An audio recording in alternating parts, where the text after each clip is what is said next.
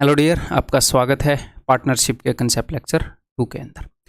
Concept lecture 1 के अंदर हमने क्या कर लिया, मैंने आपको भाई बेसिक बता दिया पार्टनरशिप का।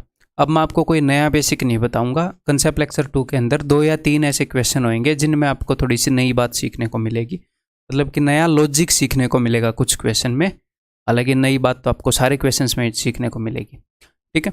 तो कहना मैं ये चाह रहा हूँ कि इस कंसेप्ट लेक्चर 2 के अंदर जो क्वेश्चन हैं आप मेरे से पहले डेफिनेटली कर सकते हैं, लेकिन बेशक से भले ही हमेशा की तरह आप आंसर निकाल लें, लेकिन मेरी एक्सप्लेनेशन आपने देखनी है उसके बाद, ठीक है जी। तो स्टार्ट करते हैं। अब बाकी जो बचे खुचे पार्टनरशिप के क्वेश्चन हैं किन किन तरह के होते हैं वो सारे हम इस लेक्चर के अंदर कवर कर लेंगे। तो चलिए जी, देखिए अंडरस्टैंडिंग वही रहेगी, अलग अलग टाइप के क्वेश्चन होंगे। हो सकता है एक आध देखो आप लेंदी वे से हैंडल करो तो कोई दिक्कत नहीं है, मैं हूं ना इसी चीज़ के लिए। देखो इसको ट्राई करो। 2 पर्सन्स ए एंड बी, और सबसे पहले क्वेश्चन को हम बेहतर तरीके से सोल्व कर पाएँ इसके लिए ज़रूरी क्या है, हम क्वेश्चन को सोल्व किस चीज़ के बेसिस पे करते हैं, जो इन्फॉर्मेशन गिवन है उसके बेसिस पे। तो सबसे पहले ज़रूरी है कि हम शांति से उस इन्फॉर्मेशन को पढ़ें और देखें कि गिवन क्या है। उसको जितने अच्छे से आप एनालाइज कर पाओगे उतने ही जल्दी आप मेथड निकाल पाओगे क्वेश्चन को सोल्व करने का। तो हड़बड़ी नहीं करनी। 2 persons A and B start a business with investment of 24,000 and 28,000 after 4 month, यानी कि मुझे इन्वेस्टमेंट का पता लग गया इन दोनों की का। अच्छा, सी भी आ गया। After 4 month C also joined them with certain investment का नहीं पता लगा मुझे, है ना। तीसरा आ गया ना, तीसरा बंदा आ गया, तीनों की थोड़ी पता है। Total profit eight the end of the year was rupees this much, C's share in profit was rupees this much, what was C's investment in the business। तो यहाँ पर मैं थोड़ा सा एनालाइज करना चाहूँगा कि मुझे क्या क्या पता है। मुझे इन्वेस्टमेंट के बारे में तो नहीं पता, तीनों की इन्वेस्टमेंट के बारे में नहीं पता, 2 की पता है, तीसरे की नहीं पता, वो तो उसने पूछी है, ठीक है। क्या टाइम के बारे में पता है? टाइम के बारे में पता है, क्योंकि ए और बी ने जितना टाइम लगाया 12 महीने लगाए, उसके बाद सी आया 4 महीने बाद, उसने 8 महीने लगाए। टाइम के बारे में पता है। तो इन्वेस्टमेंट का नहीं पता, टाइम का पता है। 3 ही चीज़ होते हुए, इन्वेस्टमेंट, टाइम और प्रॉफिट। इन्वेस्टमेंट का नहीं पता, टाइम का पता है, क्या प्रॉफिट का पता है? प्रॉफिट भी सिर्फ सी का पता है, तो इसलिए वो उसने पूछा भी सिर्फ सी का है, वो पूछ भी सिर्फ सी का सकता है, ठीक है। तो यहाँ पर इस क्वेश्चन को मैं कैसे करूँगा, मैं एक टीम के अंदर ले लूँगा ए और बी को, और एक टीम के अंदर ले लूँगा सी को, बिकॉज मुझे ए और बी का अलग अलग प्रॉफिट तो पता नहीं है, नहीं पता है। सर प्रॉफिट तो उसने सी का भी नहीं बताया, उसने बताया तो है, सी का प्रॉफिट बताया है टोटल में से, तो टोटल में से सी का कितना है ये पता लग गया, तो ए और बी का कितना है ये भी पता लग जाएगा। सिंपल सी बात है ना, ठीक है जी। तो ए और बी ने टोटल कितनी इन्वेस्टमेंट की मिलकर, तो इन्वेस्टमेंट हमें पता है ए और बी की, सी की इन्वेस्टमेंट हमें निकालनी है। एक बार मैं इन्वेस्टमेंट हटा देता हूँ, ठीक है, या फिर अब की बार लिख लेता हूँ। यहाँ पर कई बच्चे ये बोलेंगे ए ने 12 महीने के लिए लगाया, बी ने 12 महीने के लिए लगाया, तो क्या बोलते हैं दोनों ने 24 महीने के लिए लगाया। नहीं, ए और बी ने जितनी भी इन्वेस्टमेंट डाली वो दोनों ने 12 महीने के लिए डाली, ठीक है। तो ए ने डाले 24,000 और उसने डाले 28,000, टोटल कितने हो गए ये? इन दोनों को मैं ऐड कर रहा हूँ, 24 दूनी 48 और 4 52। इन दोनों ने 52,000 रुपये डाले और ये 12 महीने तक डले रहे, ये इन्वेस्टमेंट है। और सी ने कितने रुपए डाले मुझे नहीं पता है, लेकिन सी ने मान लो x रुपए डाले, तो इसने 8 महीने के लिए डाले, इतने रुपए इतने टाइम के लिए, इतने रुपए इतने टाइम के लिए। तो ये मुझे पता चल गया भाई साहब इनके प्रॉफिट का रेशियो एक हिसाब से, क्लियर है। और मैं प्रॉफिट का रेशियो यहाँ से भी निकाल सकता हूँ, अगर टोटल इतना प्रॉफिट हुआ तो सी को इतना प्रॉफिट हुआ, तो क्यों ना मैं रेशियो निकाल लूँ, मैं बड़ी बड़ी वैल्यू से क्यों डील करूँ। वो 19 से कैंसिल आउट हो रहा है तो 19 से काट लेते हैं, 1900 के 76, ठीक है। 19 एकम 19, 19 पंजे 95, 0 से 0 कट गई, 40 बचा है 5 से ये जाएगा 21 पर, और 5 से जाएगा 5 8 40। अगर टोटल 21 रुपये का प्रॉफिट हुआ है तो उसमें 8 रुपये प्रॉफिट हुआ है सी का, तो सी का प्रॉफिट हुआ है 8 रुपये, और 11 में से 8 गए 3, 13 का प्रॉफिट हुआ है ए और बी का मिलाकर, ठीक है। तो ये 13 का कितने गुना है, ये 8 का उतने ही गुना होगा, तो 13 चौके 52, ये 48 टाइम्स लग रहा है। देखो 13 से ये 4 पर जाएगा, 12 चौके 48 गुना है, ऐसे ही ये 8 का 48 गुना होएगा, तो 8 का 48 गुना यानी कि x की वैल्यू 48 होएगी, ठीक है। तो 48,000 लगाए थे सी ने, बहुत ही सिंपल क्वेश्चन है। अब की बार बस उसने किया क्या, उसने ए और बी को इकट्ठे दे दिया, ए और बी को हमें इकट्ठा लेना पड़ा क्वेश्चन के रिक्वायरमेंट के हिसाब से। ठीक है, ये बताओ अब, ये बताया जाए। और एक और क्वेश्चन आपके मन में आ सकता है, एक और डाउट आ सकता है कि सर यहाँ पर ए और बी ने दोनों ने 12-12 महीने के लिए इन्वेस्टमेंट की थी, अगर ये इन्वेस्टमेंट अलग अलग महीने के लिए करते तो टेंशन नहीं लेनी, मान लो तो हम क्या करते, जो प्रॉफिट है वो किस चीज़ पर डिपेंड करता है, प्रॉफिट डिपेंड करता है भाई साहब इन्वेस्टमेंट और टाइम इन दोनों के प्रोडक्ट पर। तो मान लो ए ने लगाए होते 24,000 12 महीने के लिए तो मैं ऐसे लिख लेता, प्लस में बी ने लगाए होते 28,000 9 महीने के लिए तो मैं ऐसे लिख लेता। मान लो बी ने कम टाइम के लिए लगाए होते तो मैं यहाँ पर जो चीज़ आती, जो भी वैल्यू आती उसको इसके साथ कंपेयर करता। अलग अलग टाइम के लिए भी लगाएंगे तो कोई दिक्कत नहीं है, बस उन्होंने दोनों ने 12 महीने के लिए लगाए थे तो मैंने 12 कॉमन लेकर इन दोनों को जोड़ के कर लिया, ऐसे आप मान सकते हो। ठीक है, सिंपल सी बात है, हालांकि इतना कॉम्प्लिकेट उसको करना नहीं चाहिए, बट आजकल पार्टनरशिप के थोड़े से मतलब बढ़िया लेवल के क्वेश्चन आ रहे हैं अपने एग्जाम्स में, तो बढ़िया लेवल के हमें सीखने चाहिए, सिंपल सी बात है।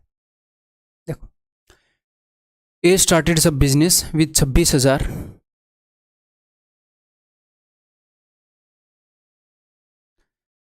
After 3 months, B joined him with rupees 16,000. After some more time, C joined them with rupees 25,000. Okay. At the end of the year, out of the total profit of this much, C get this much as his share. How many months after B joined the business did C join? ठीक है, तो क्या हुआ, A ने कितने time के लिए join किया, A ने ज्वाइन किया भाई साहब देखो 26,000 रुपये के साथ, हर एक चीज़ हज़ारों में है, और 12 महीने तक ज्वाइन किया। ए ने स्टार्टिंग में ही स्टार्ट कर लिया था बिजनेस। ए ने 26,000 इन्वेस्ट किए 12 महीने तक, और बी ने कितने इन्वेस्ट किए, बी ने इन्वेस्ट किए 16,000 उसके 3 महीने बाद आया था, यानी कि 9 महीने तक बिजनेस 1 साल चला है, हम पढ़ चुके हैं। आफ्टर सम मोर टाइम, कुछ टाइम के बाद सी ज्वाइन हुआ, तो मुझे पता नहीं कितने टाइम के बाद ज्वाइन हुआ, लेकिन मैंने ये मान लिया कि इसका रुपया एक्स मंथ के लिए यूज़ हुआ, टोटल एक्स मंथ के लिए बिजनेस में रहा, तो इसने लगाए टोटल 25,000। तो ये जो भी रेशियो है ये इनके प्रॉफिट का रेशियो होएगा ना, इन्वेस्टमेंट और टाइम दोनों को हमने कंसीडर कर लिया। ठीक है, अब इसने क्या बताया है, इसने बताया कि टोटल में से सी को इतना मिला, तो बताओ सी का टाइम, सी बी के कितने महीने बाद ज्वाइन हुआ था, यानी कि सी का टाइम हमें पता करना पड़ेगा। तो देखो सी का गिवन है, टोटल में से कितना मिला, तो यहां पर इन दोनों को मैं एक टीम में ले लेता हूं, इन दोनों को मैं एक टीम में ले लेता हूं। ठीक है, इन दोनों को मैं जोड़ लेता हूं, अगर कुछ कट रहा हो इन दोनों में तो वो काट लेंगे, अभी तो फिलहाल कट नहीं रहा, तो एक टीम में ले लेते हैं। 16 निमे 144 144, तो यहाँ पर 12 है, 12 बार मैं कैलकुलेशन की ट्रिक बता रहा हूँ, जैसे मैंने यहाँ पर 12 दिखा, 16 निमे 144 है, 144 यानी कि 12 12 बार आया है, यहाँ पर 12 26 बार आया है, तो 12 अगर मैं कॉमन ले लूँ तो 38 × 12, और यहाँ पर हो गया 25x। इस रेशियो में इनका प्रॉफिट बटेगा, और किस रेशियो में बटा है, इतने प्रॉफिट में से सी को इतना मिल रहा है, हमें तो सिर्फ रेशियो से लेना देना है भाई साहब, तो रेशियो निकालते हैं। ये 25 से कटेगा, ये तो 25 से नहीं कटेगा। ठीक है, मैं इसको 25 से काटता हूँ ताकि बाकी फैक्टर मिल जाएं। 9 से कट रहा है, 5 और 3 8 और 2 10 18, 9 से कट रहा है तो 9 से ही काट लेते हैं। 9 चौके 36, 9 दूनी 18, 9 5 45, ये भी 9 से कट रहा है। 9 एकम 9, बच गए 6, 9 7 63, 9 एकम 9, 9 7 63, तो ये 101 से भी कटेगा वैसे। ठीक है, 5 और 4 9 और 2 11, ये नहीं कट रहा। 17 से वो कट रहा है, 17 से कट रहा है, तो अगर मैं इसको 17 से काटूंगा तो 101 आएगा। 17 दूनी 34, 17 5 85, 25 और 101 अब नहीं कटेंगे। अगर टोटल प्रॉफिट 101 का हुआ है तो उसमें से 25 रुपये सी को मिले हैं, तो सी को टोटल प्रॉफिट में से मिले 25 रुपये, हैं जी। और ए और बी को मिलाकर कितने मिले, 101 में से 25 काट दो तो हो जाएंगे 76। ठीक है, तो ये देखो ये 76 का कितने गुना है, देखो सर 38 एकम 38, 38 दूनी 76, 2 एकम 2, 2 छिके 12, तो वो 6 गुना निकला, तो ये भी 25 का 6 गुना होगा, तो x की वैल्यू 6 होगी, 25 छिके 150 6। तो अब यहाँ पर 6 तो है नहीं, मैं भी 6 को मारने वाला था, ऐसे जल्दबाजी नहीं करनी चाहिए। तो x की वैल्यू है 6, एक्स की वैल्यू 6 का क्या मतलब है कि सी का जो मनी है वो 6 मंथ के लिए यूज हुआ है। अब उसने पूछा क्या है, how many months after B joined the business did C join. देखो बिजनेस स्टार्ट हुआ, इसके कितने महीने बाद भी आया, इसके 3 महीने बाद भी आया, और इसके 3 महीने बाद सी आया। देखो इसके इसका मनी 12 महीने के लिए यूज हुआ, इसके 3 महीने बाद बी आया, तो इसका मनी 9 महीने के लिए यूज होगा, और इसका मनी यूज हुआ है 6 महीने के लिए, तो 3 महीने के बाद ही आया होगा, तभी 3 महीने कम मनी यूज हुआ है इसका, इसके कंपैरिजन में। तो आंसर विल बी 3। इन्होंने पूछा कितने महीने बाद आया, दैट इज ऑप्शन है। और यहाँ पर ऑप्शन के अंदर 6 भी होना चाहिए था, तब मजा आता। मैं भी गलत मार देता है, वहाँ आगे बढ़ जाता, पर चलो अच्छा है 6 नहीं है, ये लोगों के डाउट रह जाते। क्लियर है? तो एक आधी बार भाई मैं भी गलती कर सकता हूँ, आप किसी कोई भी बंदा गलती कर सकता है, नॉट ए बिग डील। तो इन गलतियों को संभाल लिया करो, कोर्स में एक आधी हो जाए तो ठीक है, टेंशन मत लिया करो, नेचुरल सी बात है। ये बताओ, person A started a business by investing 65,000, after few months B joined him by investing 50,000, 3 months after the joining of B, C joined these two persons with an investment of 55,000, 55,000. At the end of the year, A got 50% of profit as his share. For how many months did A alone finance the business? A को आधा profit मिल गया, ठीक है। तो देखो A ने कितने रुपए लगाए, A ने रुपए लगाए 65,000, B ने कितने रुपए लगाए, after few months B joined him by investing 50,000, B ने 50,000 लगाए। 3 months after joining of B, B के 3 महीने बाद सी ज्वाइन हुआ और उसने लगाए 55,000। ए का काम कितने महीने के लिए चला पता नहीं मुझे, ठीक है, मैंने मान लिया जो भी है, ए का काम हमें पता नहीं। ए स्टार्टेड द बिजनेस, अच्छा, how many months did A alone finance the business. तो ए का टोटल काम कितने महीने के लिए चला ये तो हमें पता है। ए ने बिजनेस को स्टार्ट किया और एंड ऑफ द ईयर ये प्रॉफिट बटे हैं, ठीक है। तो ए की कैपिटल इन्वेस्ट रही 12 महीने के लिए। इन्होंने पूछा कुछ और है, इन्होंने ए का टाइम नहीं पूछा, इन्होंने पूछा है कितने टाइम तक ए ने अकेले ने फाइनेंस किया था बिजनेस को, यानी कि कितने टाइम तक ऐसा रहा कि कोई और बंदा आया ही नहीं था। अब बी और सी का टाइम मुझे नहीं पता, लेकिन हमें यह पता है कि सी 3 महीने बाद आया था, यानी कि सी का मनी अगर एक्स महीने के लिए रहा तो बी का मनी भाई साहब x+3 महीने के लिए इन्वेस्ट रहा, है ना। और यहां पर क्या बताया गया है कि ए को 50% वो मिला है, क्या बोलते हैं, प्रॉफिट। यानी कि देखो यहां पर मैंने क्या लिखा है, इन्वेस्टमेंट और टाइम दोनों का प्रोडक्ट, तो ये चीज प्रॉफिट को रिप्रेजेंट करती है, ये वैल्यू सबके प्रॉफिट को। तो इसका प्रॉफिट पूरे धंधे में 50% है, यानी कि इसका जितना प्रॉफिट है और इन दोनों का जितना मिलाकर प्रॉफिट है वो सेम बात है। तो इसके प्रॉफिट को इन दोनों के प्रॉफिट से इक्वेट कर दूंगा, सिंपल सी बात। क्लियर है? तो चलिए जी, तो यानी कि 12 × 65, इन तीनों में से कुछ कट सकता है, 5 कट सकता है, तो काट लेते हैं। 13, 5 ढाई, 5 से 11, इन दोनों को मैं इक्वेट करूंगा जोड़कर उसके साथ, ठीक है।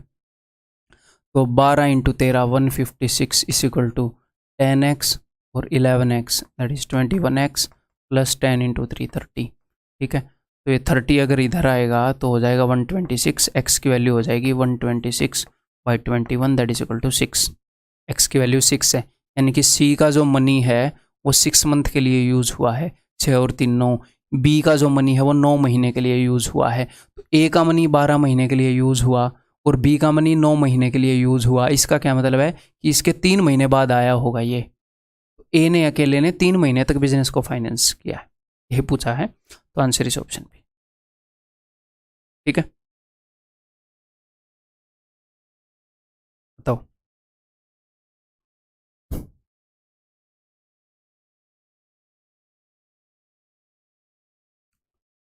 इस टाइप के क्वेश्चन भी काफ़ी आ रहे हैं, तो मैं आपको काफ़ी आसान तरीका बताऊंगा, तो उसके लिए आपको थोड़ा सा हो सकता है एफर्ट लगाना पड़े समझने के अंदर, तो वो एफर्ट लगाना, ठीक है, यानी कि ध्यान से समझने की कोशिश करना। A, B and C started a business with this much investment, ठीक है। C will get extra 20% of total profit for managing the business। क्या हो रहा है, इन तीनों ने रुपए लगाए, उसके बाद A और B काम नहीं कर रहे हैं, निकम्मे हैं। C जो है बेचारा मैनेज कर रहा है बिजनेस को, तो उसको एक्स्ट्रा रुपए मिलेंगे। तो इन्होंने डिसाइड कर लिया कि मैनेजिंग का प्रॉफिट का जो भी 20% है वो मैनेजिंग वाले को देंगे, जो भी मैनेज करेगा, ठीक है, अच्छी बात है। तो प्रॉफिट जितना भी होगा उसका 20% हम C को दे देंगे क्योंकि वो मैनेज कर रहा है। फिर जो बच जाएगा 80% टोटल प्रॉफिट में से, उसको हम इस रेशियो में बांट लेंगे। किस रेशियो में? जिस रेशियो में हमने इन्वेस्ट किया। Okay, the profit of C is rupees this much less than the total profit of A and B, then find the difference between profit of A and B. तो इसको मैं बहुत ही simple तरीके से आपको बताऊंगा। आपको बस एक चीज का ध्यान रखना है। क्या? देखो, ध्यान से समझने की कोशिश करिएगा। सबसे पहले ये बताओ, इनके अंदर जो प्रॉफिट बटेगा वो किस रेशियो में बटेगा? इन्वेस्टमेंट के रेशियो में। हमें सिर्फ रेशियो चाहिए जी। ठीक, 5 से काट दो इन सबको। 5 नहीं में 45, 5 7 35, 5 5 25। जो प्रॉफिट इनके अंदर रेशियो में बटेगा वो इस रेशियो में बटेगा। इसको 9 रुपये, इसको 7 रुपये, इसको 5 रुपये मिलेंगे। लेकिन प्रॉफिट को 2 हिस्सों में बांटा जाएगा। कैसे 2 हिस्सों में बांटा जाएगा? एक तो सी को दिया जाएगा, फिर बचे खुचे को बांटा जाएगा। अब ध्यान से सुनिएगा, प्रॉफिट 2 तरीके से बट रहा है। एक तो प्रॉफिट बटेगा रेशियो में, और एक प्रॉफिट बचेगा मैनेजमेंट के लिए, मैनेज करने के लिए। तो टोटल जो प्रॉफिट है, टोटल जितना भी प्रॉफिट होगा उसका 20% मिलेगा जिसने मैनेज किया उसको, यानी कि 20% प्रॉफिट यहां पर बटेगा और 80% प्रॉफिट को रेशियो में बांटा जाएगा। क्लियर है? तो मैं कहना क्या चाह रहा हूं कि मैनेज करने वाले को जितना प्रॉफिट मिलेगा उससे 4 गुना जो भी प्रॉफिट होएगा वो रेशियोज में बटेगा। तो इन दोनों का रेशियो, अगर ये 1 यूनिट है तो ये 4 यूनिट है। यानी कि मैं कहना ये चाह रहा हूं कि अगर जो प्रॉफिट मैनेजमेंट करने वाले को अगर 1 यूनिट मिला है, 1 रुपया मिलेगा, तो टोटल 4 रुपये बटेगा। समझने की कोशिश करिएगा। मैनेज करने वाले को 20% मिल रहा है प्रॉफिट और बाकी का 80% बट रहा है। तो मैं सिर्फ इस 9 7 5 को एक बार भूल जाऊँ। मैं ये बोल रहा हूँ कि मैनेज करने वाले को जितना रुपया मिलेगा उसके 4 गुना रेशियो में बटेगा। आप बोलोगे जी हाँ, परफेक्टली क्लियर है।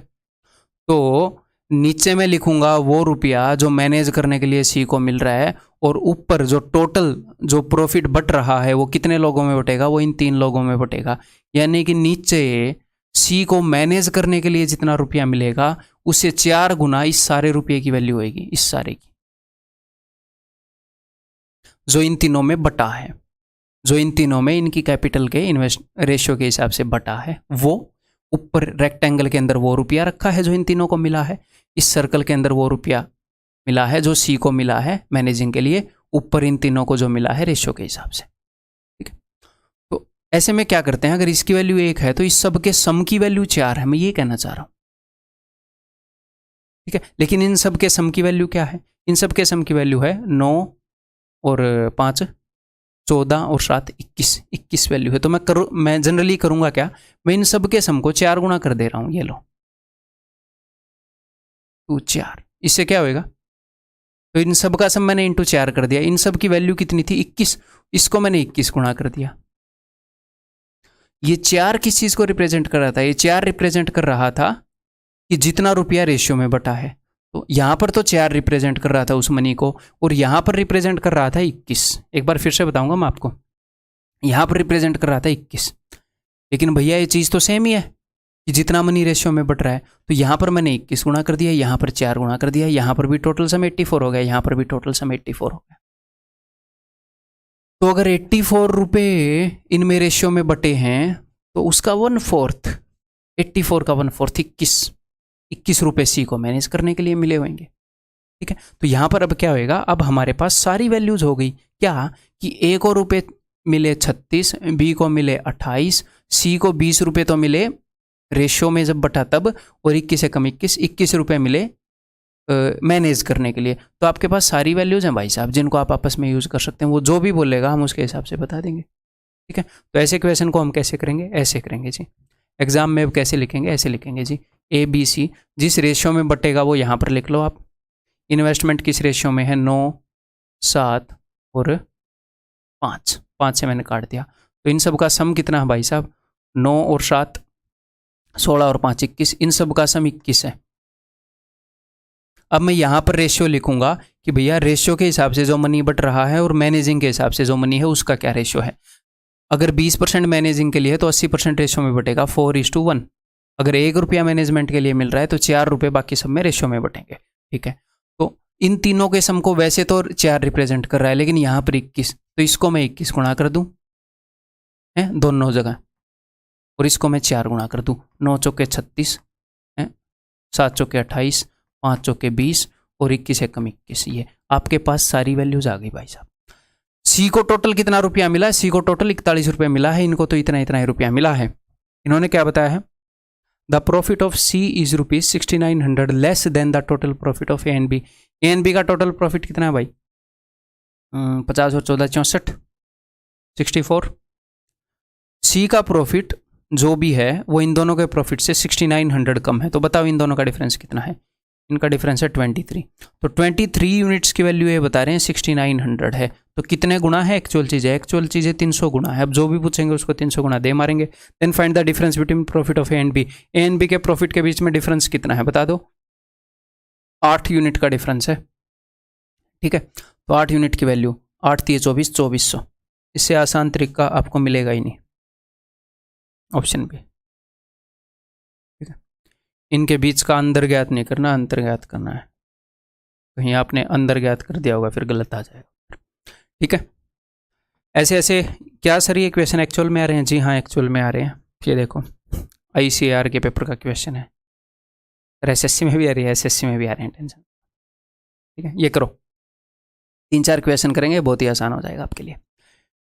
A, B and C entered into a partnership by investing their capital in this ratio। इस रेशियो में कैपिटल इन्वेस्ट कर दी 5 6 4। इसी रेशियो में भाई साहब प्रॉफिट बढ़ जाएगा। लेकिन हुआ क्या? A gets 30% of the total profit for managing. Manage करने के लिए A को 30% मिल रहा है। तो देखो, अगर मैनेज करने के लिए 3 यूनिट रुपए दिए जा रहे हैं तो 7 रुपए सब में बट रहे होंगे, बाकी के 70%। तो मैनेज करने के लिए 3 यूनिट मिला तो 7 यूनिट बटा। लेकिन इस सारे का सम कितना है? 6 और 4 10 और 5 15। यहां पर जो रेशियो में बटा उसका सम 15 है, लेकिन यहां पर 7 है, तो इधर मैं 15 गुना कर रहा हूं, ठीक है। इधर मैं 7 गुना कर रहा हूं। तो 7 5 35, 7 6 42, 7 चौके 28 और 15 3 45। 45 रुपए भी ए को मिल जाएंगे, सी को मत दे देना, ठीक है, मैनेज करने के लिए, ठीक है। टोटल रुपए इसको मिल गए 80। जो भी वो बता दे, ए को मैनेज करने के लिए जो मिले और सी को जो मिले, उनका डिफरेंस कुछ भी बता दे, आपके पास सब कुछ है। Fastest method to solve this type of questions, ठीक है। At the end of the year the profit of A was 20,000। A का प्रॉफिट 20,000 था, यानी कि 80 की वैल्यू 20,000 है। तो एक्चुअल में हुआ क्या है? 80 का 1/4 करके 3 0 लगा दो। एक्चुअल चीज़ें निकालनी है तो 80 का 1/4 किया और 3 0 लगा दी। ऐसे ही हम कर देंगे। प्रॉफिट ऑफ, अच्छा, प्रॉफिट ऑफ ए 20,000 नहीं था, profit of A was 20,000 more than the sum of profit of B and C. Sorry, जल्दबाजी में देखो गड़बड़ी हो ही जाती है। ए का प्रॉफिट 20,000 ज़्यादा है बी और सी के प्रॉफिट से। तो बी और सी का प्रॉफिट कितना है भाई?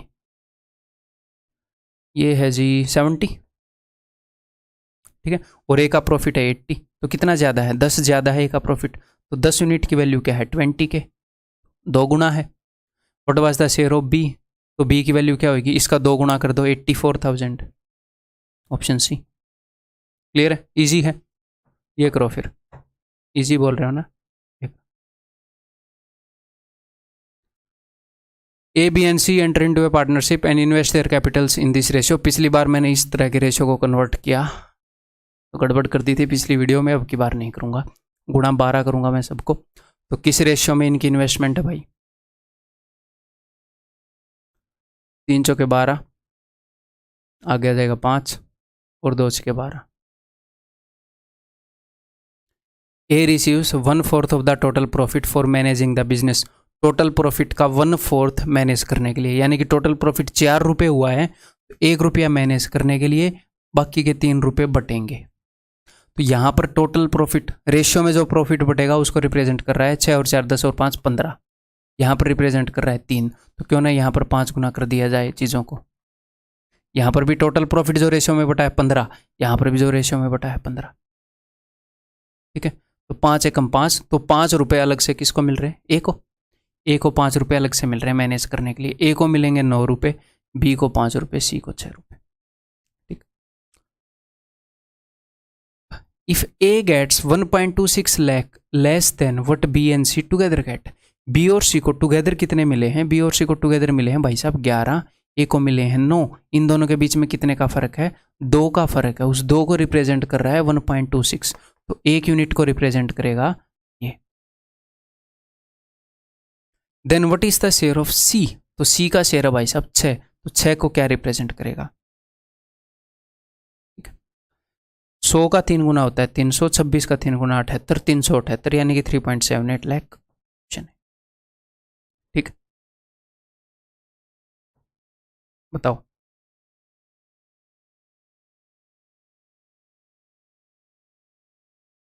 If A and B started a business by investing rupees this and this respectively, A is working partner, hence he get 20% of the profit as working allowance and the remaining is distributed in the proportion thereof investment।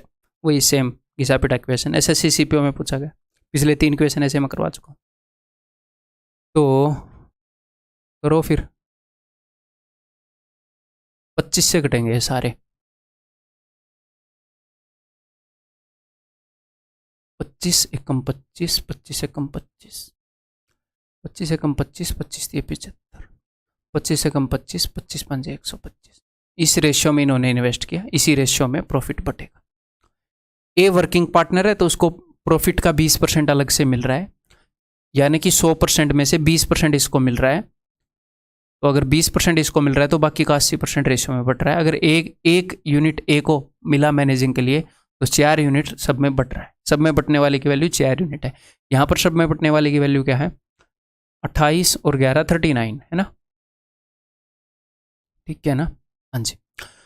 तो यहाँ पर मैं 39 से गुणा कर रहा हूँ और वहाँ पर मैं 4 से गुणा कर रहा हूँ, यानी कि 44, 13 चौके 52, 15 चौके 60, 39 एकम 39, तो ए को 39 रुपये और मिले, ए को टोटल मिल गया 83। सिंपल।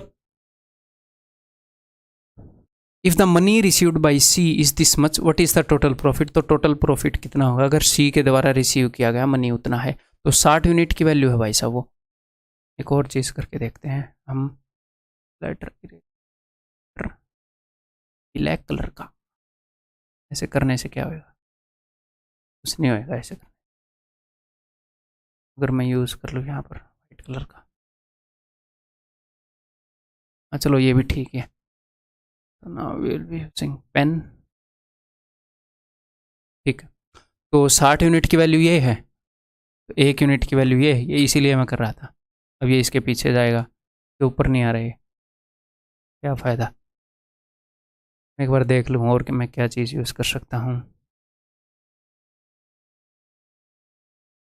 पेन यहीं पर कर लेते हैं भाई, इतना मैंने लालच किया टाइम बचाने का। ठीक है, 60 यूनिट की वैल्यू वो है, तो 1 यूनिट की वैल्यू ये होएगी, और ये कितने यूनिट की वैल्यू पूछ रहे हैं?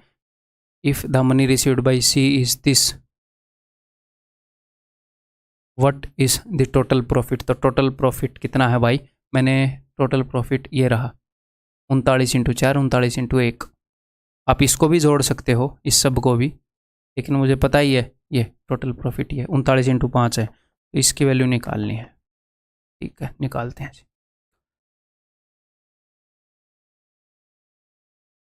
3 से काटूंगा तो 13 पर, 2 से काटूंगा तो 5 पर, तो 5 5 5 5 5 ही आएगा एंड में। तो इन दोनों में से कोई भी एक हो सकता है, तो यानी कि कैलकुलेट करना पड़ेगा। कर देते हैं भाई। देखो ये 5 है और ये 5 है, तो मैं पहले 25 से गुणा करूँगा। 25 5 125, 12 25 दिए 75 और 12 87, 8 25 और 8 33। अब ये 13 बचा हुआ है, मैं 13 से गुणा करूँगा। लास्ट के 2 डिजिट ही एनएफ है मेरे ख्याल, है ना। 13 5 65, 6 आया, 13 7 91 और 6 97, 75 आएंगे एंड के 2 डिजिट, तो दैट इज ऑप्शन डी। कभी कभी यूनिट डिजिट से काम ना चले तो एंड के 2 डिजिट आप निकाल सकते हो। ठीक है जी, ये बताओ।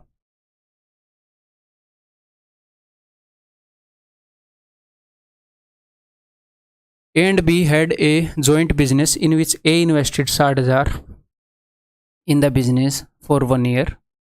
After 3 months, B invested 80,000. At the beginning of the second year, A invested, ठीक है तो कर लेते हैं, इसमें नया तो कुछ नहीं है ना। A and B had a joint business in which A invested 60,000 for 1 year, यानी कि 12 महीने के लिए। After 3 months, B invested, अच्छा A invested 60,000 after 3 months, ये रुको एक बार यार, हिंदी में मैं पढ़ लूँ। 1 वर्ष के लिए ए ने 60,000 का निवेश किया, 3 महीने बाद, अब ये समझ में नहीं आ रहा है। ये कभी कभी एग्जामिनर ऐसा कर देता है कि इसके 1 साल के 3 महीने बाद आया क्या, नहीं, ए के 3 साल बाद ही आया होगा, है ना। ए ने 60,000 इन्वेस्ट किए 12 महीने के लिए, ए के 3 महीने बाद बी ने 80,000 इन्वेस्ट किए हैं, ठीक है भाई। At the beginning of the second year A invested 30,000 मोर। जब दूसरा साल बिगिन हुआ तो ए ने 30,000 और इन्वेस्ट कर दिया, यानी कि टोटल 90,000 हो गए दूसरे साल के बिगिनिंग में, ठीक है। एंड बी विड्रू 5,000, हाँ सही बात है।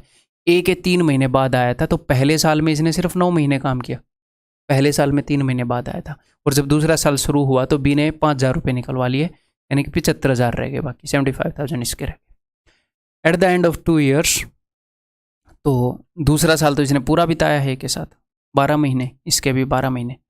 At the end of 2 years profit by A is this much, what is the profit earned by B if they distributed half of the total profit equally and rest in capital ratio।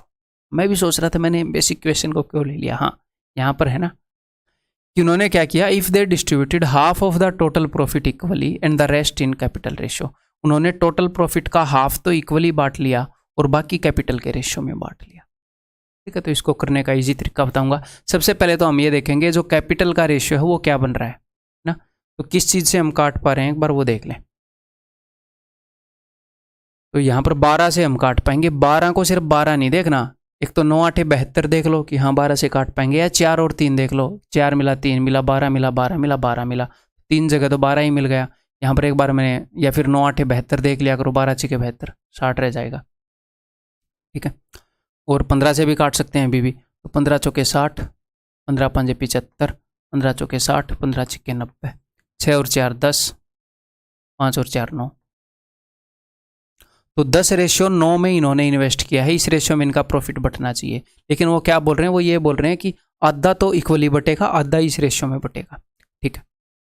तो total profit अगर 2 unit होएगा तो 1 unit तो बटेगा इस ratio में और 1 unit बटेगा आधा आधा।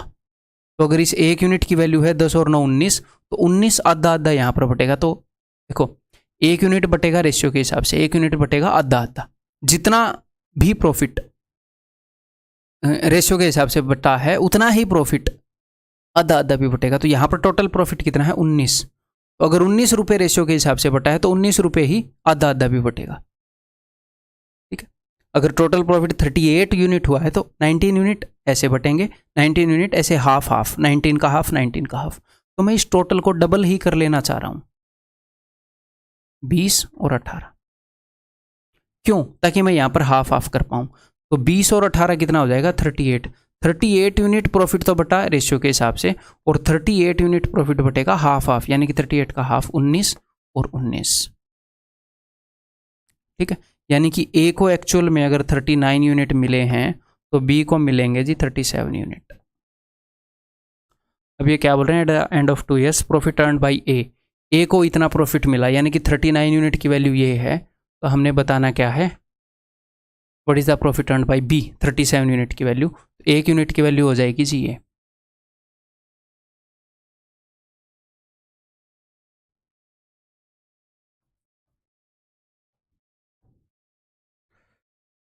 तेरह 39, 13 दूनी 26, 13 7 91, 13 6 78, 3 3 में 27, 3 दूनी 6, तो 7 दूनी 14, एंड में 4 आएगा और 0 आएगा। तो ऐसा 2 ऑप्शन में है, ठीक है जी। हाँ अब ये 37 से, ये 100 से कम है, ये 37,000 से तो कम ही होएगा आंसर। देखो 920 है तो 1000 से कम है, 37 इंटू 1000 करोगे तो 37,000 आएगा, ये 1000 से कम है तो ये तो बहुत ज़्यादा है, तो ये तो ऑप्शन हो ही नहीं सकता, भले ही 4040 है 2 में, उत्तर यही हो सकता है, ऑप्शन सी, ठीक है जी।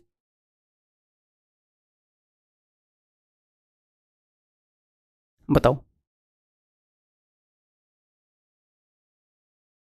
A and B started a business with their investment in the ratio 2:3.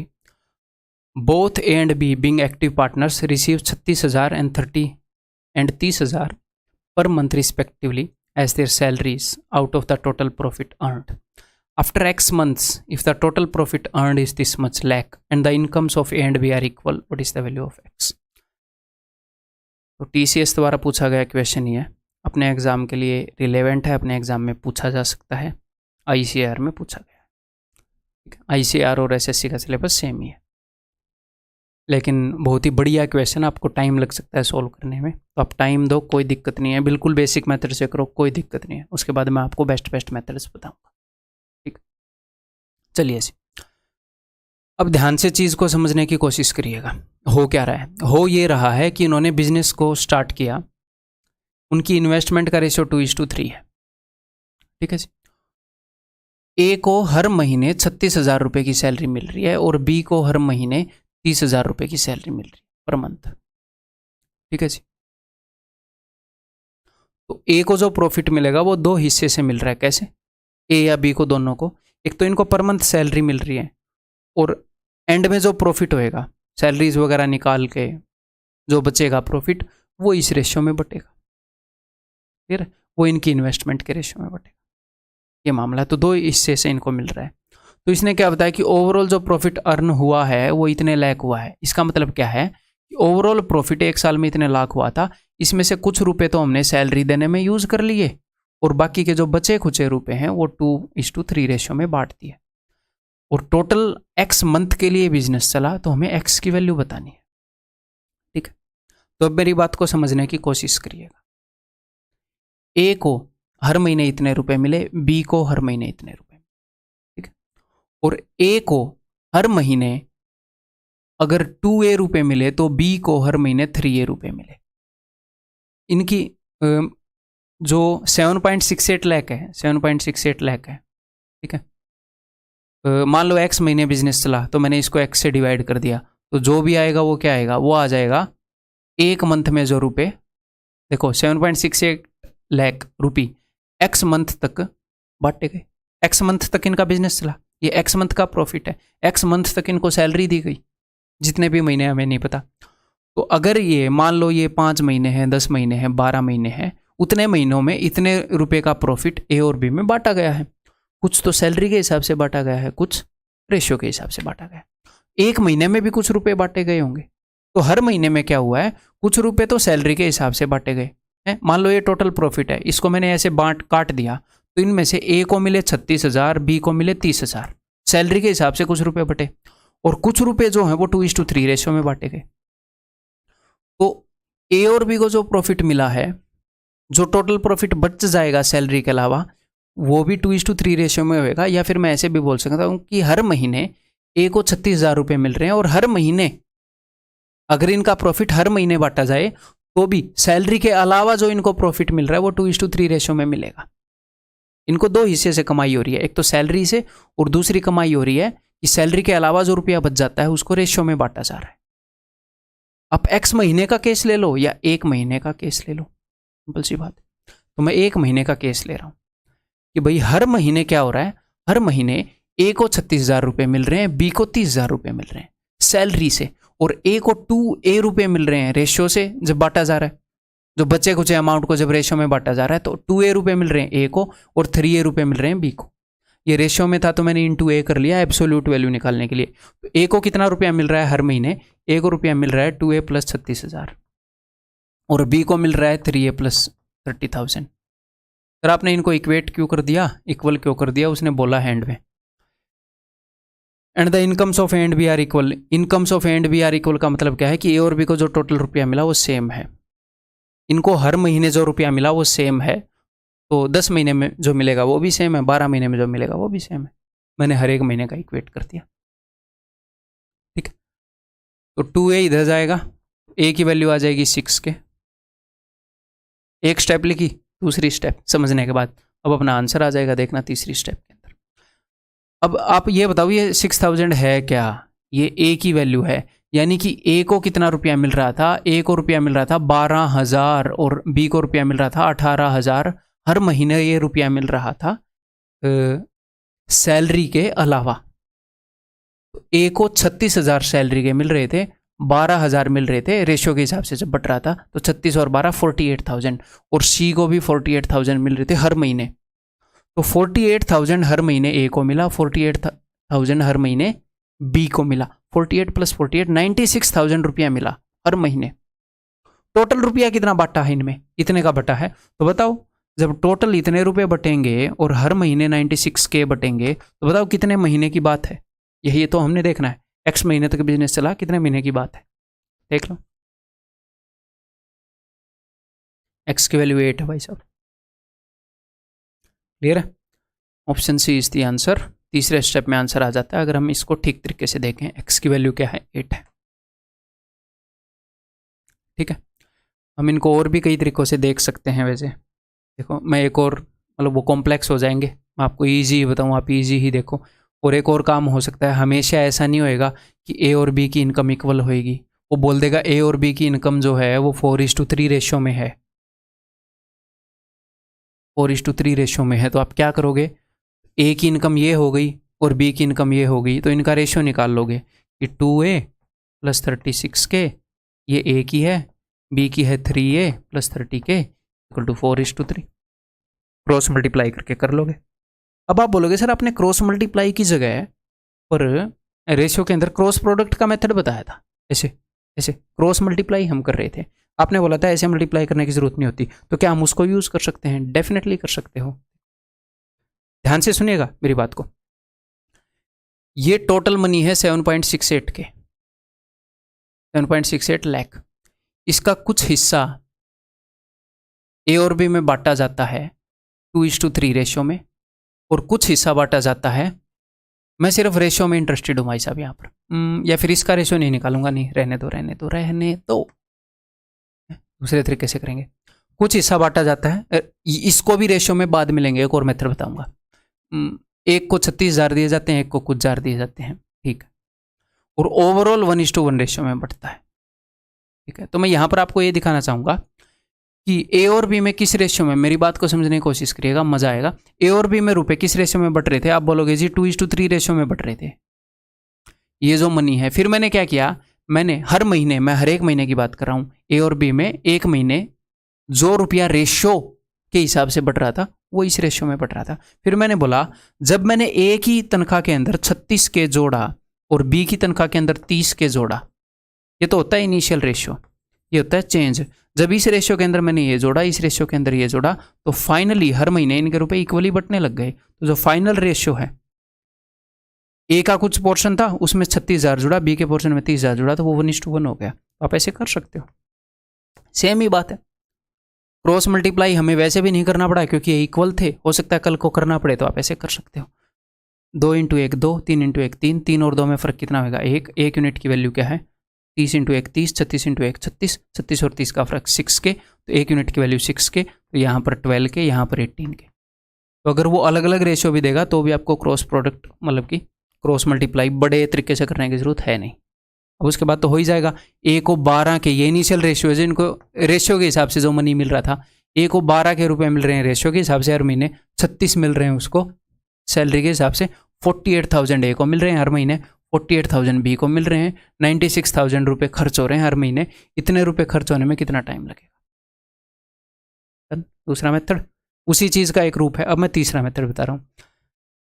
तीसरा मेथड मैं आपको बताऊंगा एलिगेशन वाला, तो आगे मिक्सर एंड एलिगेशन करेंगे तो आपको अच्छे से समझ में आएगा, लेकिन मैं बता यहीं पे देता हूँ, क्वेश्चन तो यहीं पे है ना, यहीं पे बता देता हूँ, अगली बार आपको समझ में आ जाएगा अगले रिवीजन में। ठीक, आप सुन लो, अभी जब आप एलिगेशन देखोगे तो ये समझ में आ जाएगा।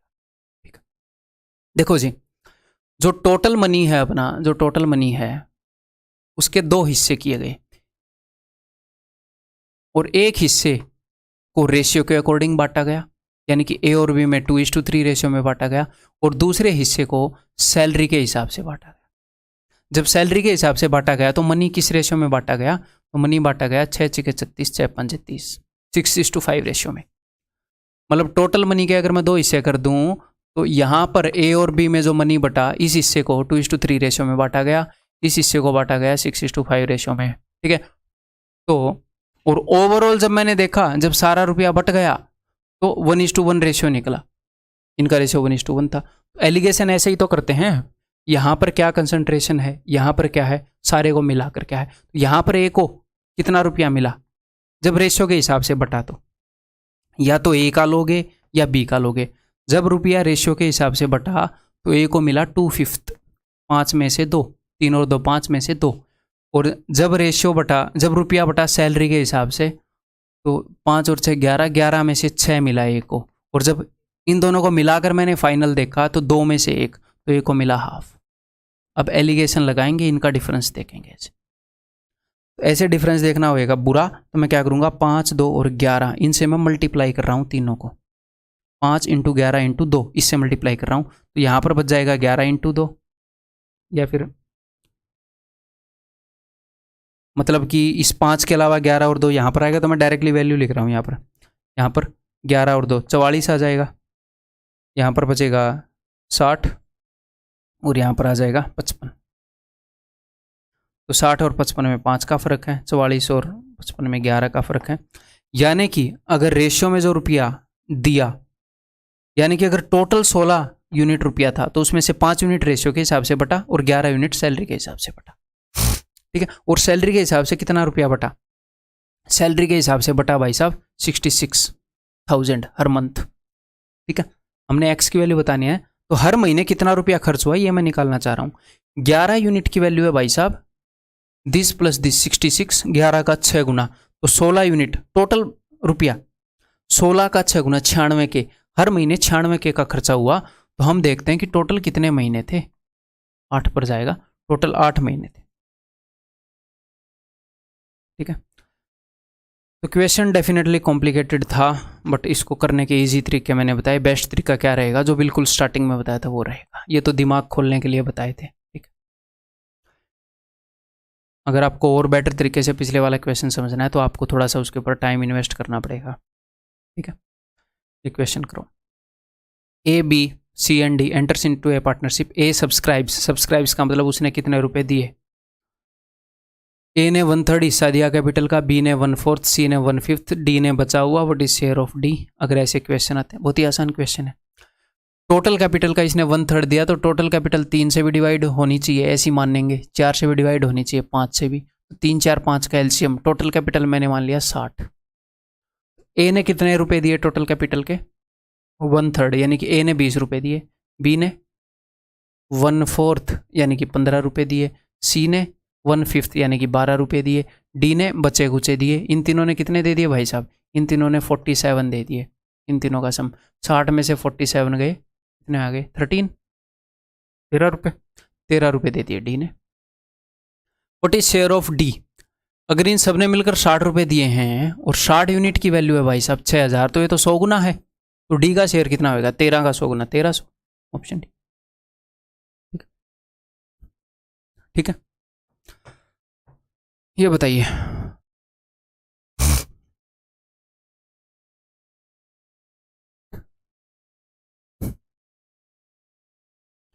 A invest 1/4 part of total investment for 1/4 of the total time.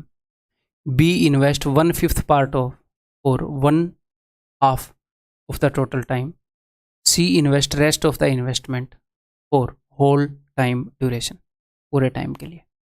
ठीक, देन टोटल प्रॉफिट। देखो यहाँ पर उसने दोनों चीज़ें बता दी, किसने कितनी कैपिटल इन्वेस्ट की और किसने कितने टाइम के लिए इन्वेस्ट की।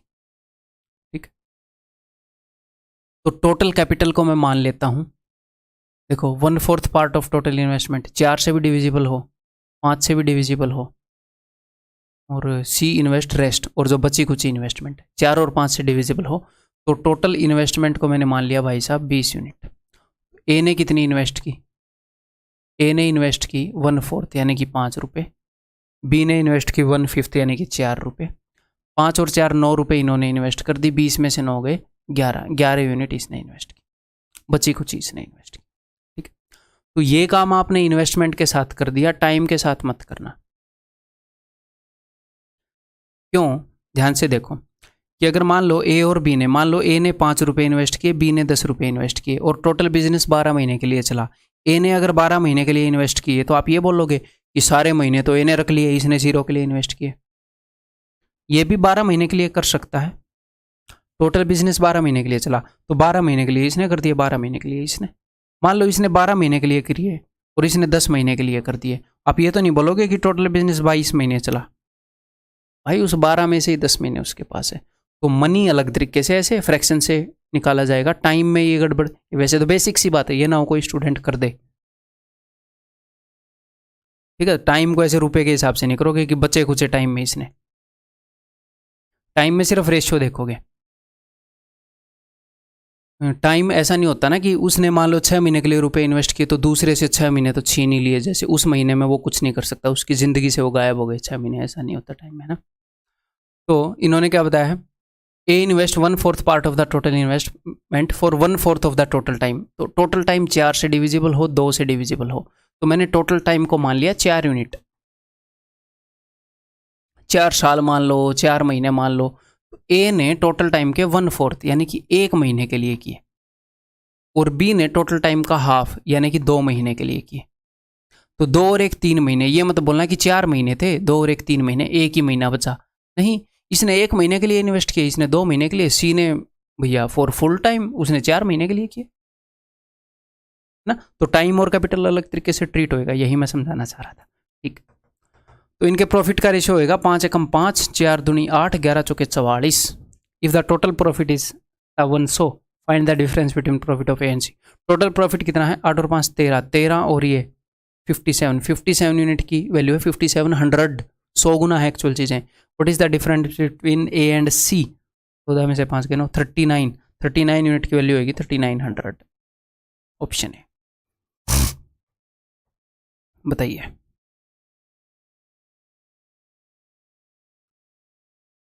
ए B and C subscribes ₹47,000 for a business. Okay, इन्होंने मिलकर इतने रुपए लगाए। ए ने लगाए 7,000 more than B and B ₹5,000 more than C, then the total profit of ₹4700 C receives. तो कोई मुश्किल क्वेश्चन नहीं है, लेकिन मैं हर एक टाइप के क्वेश्चन टच करना चाह रहा था, तो हर एक टाइप के टच किए, बहुत ही आसान क्वेश्चन है। A subscribe ₹7,000 more then B and B ₹5,000 more then C।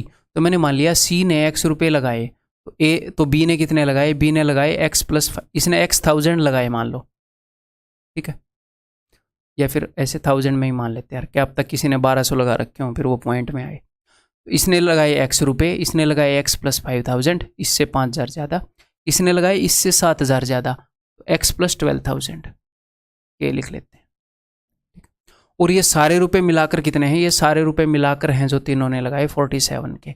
तो इन सब का सम मैं इसके साथ इक्वेट कर रहा हूँ, x plus x plus x, 3x 12 और 5 17, 3x plus 17 is equal to this. तो 3x की वैल्यू क्या होगी, 47 माइनस 17 30 के, और x की वैल्यू क्या हो जाएगी 10 के, ठीक।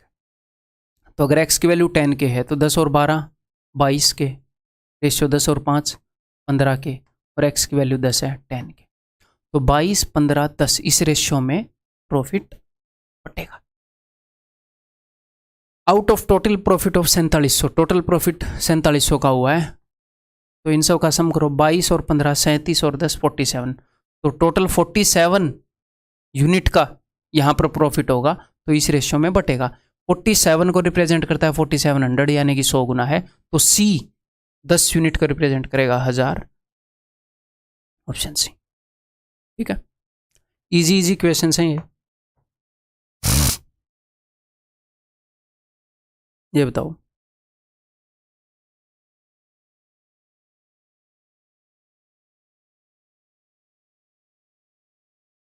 SSC CGL Tier 2 का क्वेश्चन है। कुछ क्वेश्चन ऐसे होंगे कि एग्जामिनर ने वो डिज़ाइन किए हैं, तो एग्जामिनर वहाँ पर कहना क्या चाह रहा है।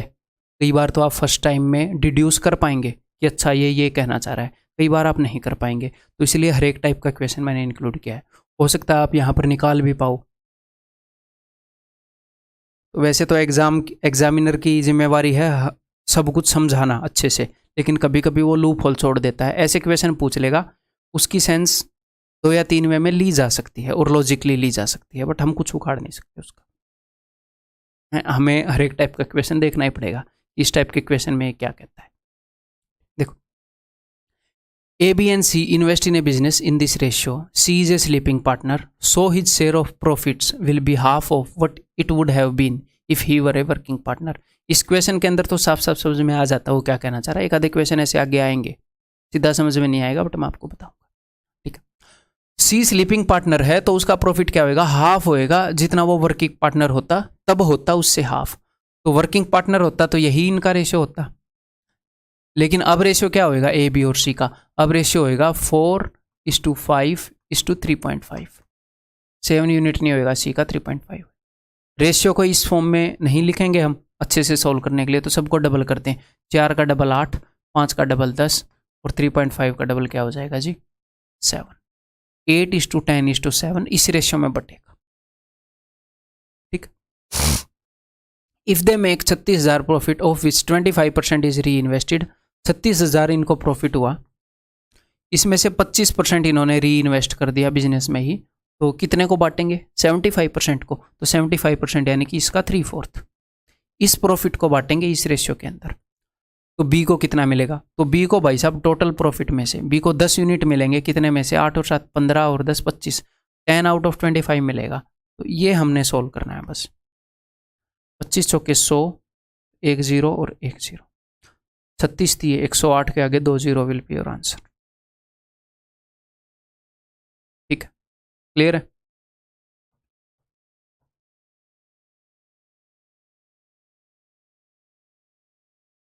A and B invested in a business in the ratio 3:2. If 5% of the total profit goes to charity and A's share is rupees this much, find the total profit. Actual में हो क्या रहा है वो मैं आपको बताता हूँ। ए और बी ने इन्वेस्ट किया तो टोटल जो भी प्रॉफिट हुआ 100%, जो भी प्रॉफिट हुआ उसको मैंने 100% मान लिया। इसमें से 5% चैरिटी के लिए चला गया और बाकी का जो 95% बच गया ये इन्होंने बांट लिया है, ये इन्होंने डिस्ट्रीब्यूट कर लिया इस रेशियो में 2:3। अगर इसको मैं 2:3 रेशियो में बांटूंगा तो 3 और 2 5, 5 का 19 गुणा है, तो 2 का 19 गुणा 38, 19 3 57, इन्होंने इतना इतना परसेंट इनको मिल गया। टोटल प्रॉफिट 100% हुआ तो इतना इतना परसेंट इनको मिल गया, इतना ए को इतना बी, अच्छा उल्टा मैंने लिख दिया 3:2, तो इतना ए को मिला इतना बी को मिला, ठीक। ए का शेयर अगर 855 है, यानी कि अगर 57% की वैल्यू ये है तो हमने बतानी है 100% की वैल्यू। 855/57 ये 1 यूनिट की वैल्यू है, ये 100 यूनिट की वैल्यू। कितने पर जाएगा ये 19 से ही कर लेता हूँ, 19 3 57, 19 चौके 76, 19 5 95, 3 से जाएगा 15 पर, तो आंसर विल भी 1500। सिंपल है। लेकिन एक्चुअल में मैं ऐसे क्वेश्चंस को ऐसे करना प्रेफर नहीं करता। क्यों ऐसे करना प्रेफर नहीं करता, क्योंकि हमेशा ऐसा नहीं होता कि ये 95% इस रेशियो में बट रहा होता है, फ्रैक्शन में चीज़ें आ जाती हैं। तो हम एक स्टेप में कर सकते हैं इस क्वेश्चन को, कोई बड़ी बात है ही नहीं। कैसे, देखो आपको ये क्या बताया गया, आपको बताया गया है ए का शेयर, तो टोटल अगर 5 यूनिट, ध्यान से मेरी बात को सुनिएगा, अगर 5 रुपये को अगर बांटा गया टोटल, तो उसमें से 3 रुपये ए को मिलेंगे, 2 रुपये बी को, तो ए को ये मिला, ये कितने यूनिट की वैल्यू हो गई। मेरी बात को ध्यान से सुनो, मैं ये नहीं बोल रहा टोटल 5 यूनिट प्रॉफिट हुआ था, क्योंकि टोटल प्रॉफिट में से तो 5% चैरिटी में भी जाएगा। मैं ये बोल रहा हूं जितना भी प्रॉफिट बांटा गया, मैं उसमें इंटरेस्टेड हूं, जितना भी प्रॉफिट बांटा गया, जो भी प्रॉफिट बांटा गया उसको अगर मैं 5 यूनिट बोलूं तो इसकी वैल्यू होगी 3 यूनिट, तो ये 3 यूनिट की वैल्यू है, 1 यूनिट की वैल्यू ये, 5 यूनिट की वैल्यू ये, तो ये आ गया कि टोटल जितना प्रॉफिट बटा था, और जो प्रॉफिट बटा था वो था 95%, ये 95% की वैल्यू है, तो मैंने 95 से डिवाइड किया, ये 1% की वैल्यू आ गई, ये 100% की वैल्यू आ गई। इस टाइप के क्वेश्चंस को ऐसे करेंगे। ये तो बहुत ही सिंपल है, आगे ऐसे क्वेश्चन भी आ सकते हैं, मतलब आगे मैंने पता नहीं एक आधे तो ऐसे इंक्लूड किए हैं, मतलब जैसा भी क्वेश्चन आएगा कितना भी कॉम्प्लेक्स हो, हम एक स्टेप में कर सकते हैं ऐसे क्वेश्चंस को, घबराना नहीं है, ठीक है। परसेंटेज में ऐसे ऐसे पता नहीं हमने कितने काम किए हैं, तो अगर इसको मैं काटूं तो ये 15 पर जा रहा था ना, थोड़ी देर पहले याद है, 3 से काटूं, गलत कर दिया क्या, ये 15 पर नहीं जा रहा था, जहाँ तक मेरे को याद है, अच्छा ये 55 से जा रहा था 15 पर, ओके ओके ओके। 5 से मैंने काटा, ये 19 पर गया, 19 से अगर मैं इसको काटूँ 19 चौके 76, 19 5 3 से जाएगा 15 पर, 1500 will be the answer, option C.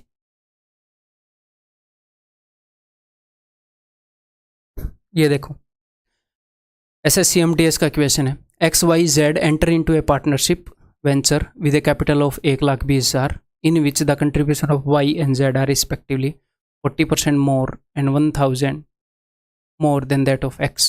Okay. The profit earned is 20% of the capital. Okay. Out of this 10% goes to charity. Okay. What is the share of X out of it?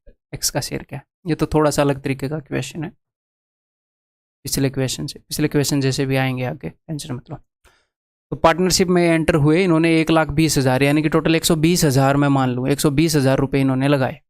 In which the contribution of Y and Z, ध्यान से सुनेगा, are respectively Y और Z के contribution 40% more और 1,000 रुपये मोर है x से। तो वाई का एक्स से 40% मोर है, यानी कि इसके 5 रुपये इसने लगाए हैं तो इसने 7 लगाए हैं। 40% का क्या मतलब है? 2/5। आपके दिमाग में ये चीज़ आनी चाहिए कि नहीं आनी चाहिए? परसेंटेज को इंटरेस्ट में यूज़ कर लिया, प्रॉफिट लॉस में यूज़ कर लिया अब तक, अब भी नहीं आ रही है, दिमाग बदल वाला हो अमेजोन से ऑनलाइन ऑर्डर कर दो दूसरा। ठीक, ये आनी चाहिए भाई साहब, नहीं आ रही है तो इनको रट मारो। ठीक, तो अगर इसकी इन्वेस्टमेंट 5 रुपये तो इसकी इन्वेस्टमेंट 7 रुपये है, तो इसको मैं मान रहा हूँ 5x, इसको 7x। क्यों मान रहा हूँ? क्योंकि इसकी इन्वेस्टमेंट 1,000 रुपये ज़्यादा है, मानना पड़ेगा ऐसे x वैक्स। तो इसकी इन्वेस्टमेंट है 5x + 1,000 और ये सारी मिलाकर है 120,000, है ना। तो इन सबको जोड़ूं, 7 और 5 12 और 5 17, तो 17x + 1,000 इज इक्वल टू 120,000। तो ये हो जाएगा 119 के, 1,000 अगर उधर जाएगा तो 17 7 119, x की वैल्यू है 7 के। तो अगर x की वैल्यू 7 के है तो 35,000 इसने लगाए, 49,000 इसने लगाए और 7 5 35 और 1 36,000 इसने लगाए। इतने रुपए लगाए इन्होंने, इतने के, इसी रेशियो में इनका प्रॉफिट बटेगा। अब हुआ क्या? प्रॉफिट जो भी अर्न हुआ वो हुआ 20% ऑफ द कैपिटल। तो जो भी अपनी कैपिटल थी 120 के, इसका 20% यानी कि इसका 1/5। कल को कुछ भी परसेंट हो सकता है इसका, अदरवाइज तो इसका 20% क्या होगा? इसका 10% है 12,000 24,000। ठीक है, तो मैं जनरलाइज मेथड बता रहा हूँ। इसका 20% प्रॉफिट हुआ, इसमें से 10% चैरिटी पर गया, सॉरी इंसिडेंटल एक्सपेंसेस खर्चे हो गए, तो बचा कितना? 90% यानी कि 9/10। इसका 9/10 ये प्रॉफिट है, ये बटेगा। इसमें से एक्स का शेयर क्या होएगा? एक्स का शेयर होएगा 35 यूनिट आउट ऑफ, इन सबको अब मैं जोड़ूंगा, 4 और 3 7 और 3 10 100, 9 और 6 15 और 5 20, 120। ये आंसर आएगा। 120 से 120 गया, 0 से 0 गई, 5 7 35, 9 7 63 के आगे 2 0, दैट इज ऑप्शन डी। ठीक है जी।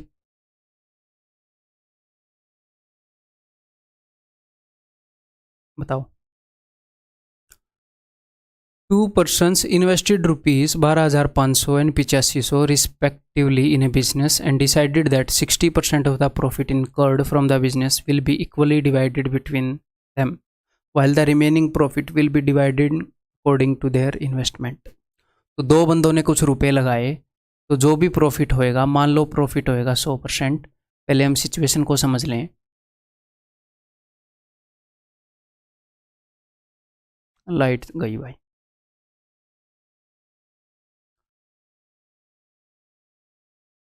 मेरे को एसी भी करवाना पड़ेगा इन्वर्टर पर टाइम निकाल के।